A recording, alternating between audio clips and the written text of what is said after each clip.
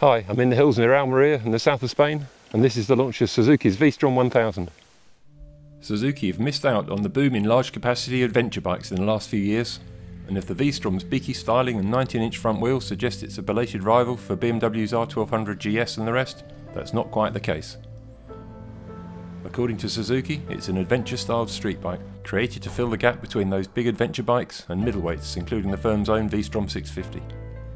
Like the old V-Strom 1000, it's powered by a liquid-cooled 8-valve V-twin, now with capacity of 1037cc, thanks to 2mm bigger bore than the old 996cc engine. The redesign is pretty comprehensive, taking in new cylinder heads, connecting rods, crankshaft, clutch and gearbox.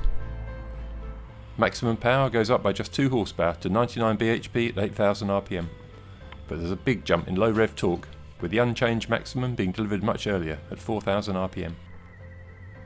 The V-Strom's good to ride, provided you don't expect too many thrills. The seat's quite tall at 850mm, but it's narrow at the front, which helps low speed manoeuvring. So does a flexible motor, which has good throttle response and pulls well almost from idle. It's really strong at around that 4000 rpm torque peak, and smooth all the way to the 9250 rpm redline. There's enough power for easy 80 mph cruising, and for a top speed of over 120 miles an hour. That's probably fast enough for most likely owners, although the V-twin's slightly flat feel at higher revs is a bit disappointing. The screen can be adjusted for angle by hand using a clever ratchet system, and it's also 3-way adjustable for height, although you need the toolkit for that. I'm very tall and found the standard screen too low even on its highest setting, but the turbulence wasn't too bad. As before, the chassis is based on a twin spar aluminium frame. This one is stiffer, 13% lighter, and the aluminium swing arm gives a longer wheelbase. The V-Strom gets upside down forks for the first time, and they're multi-adjustable. The V-Strom weighs 228 kilograms, so just over 500 pounds, a bit less than the old model. It handled well enough to be fun, especially after the slightly soft rear shock had been firmed up with a few turns of the remote preload adjuster, which made the steering notably more responsive. The V-Strom gets Suzuki's first traction control system, which has 2 settings but isn't intended for off-road use. It's a relatively simple system that was easily activated by cracking the throttle on slippery town streets, but didn't intrude in normal riding. There's plenty of braking power thanks to new 4-piston Tokiko monoblock front calipers, backed up by a usable rear disc and an efficient ABS system that is standard fitment. As with the traction control, there's no off-road setting. Presumably that's partly why Suzuki insists the V-Strom is a street bike.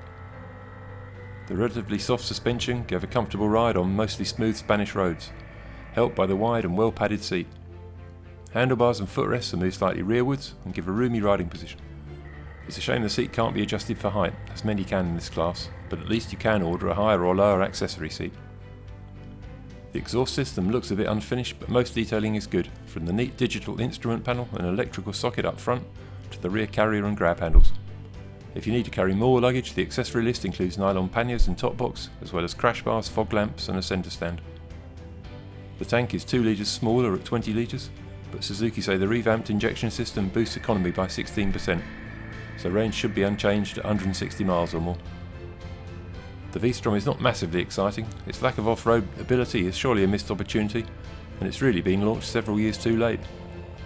But it's respectably quick and versatile, has a pleasant V-twin character, and its price is reasonable. All in all, the V-Strom's good enough to suggest that, after a very quiet few years, Suzuki might just be on the way back.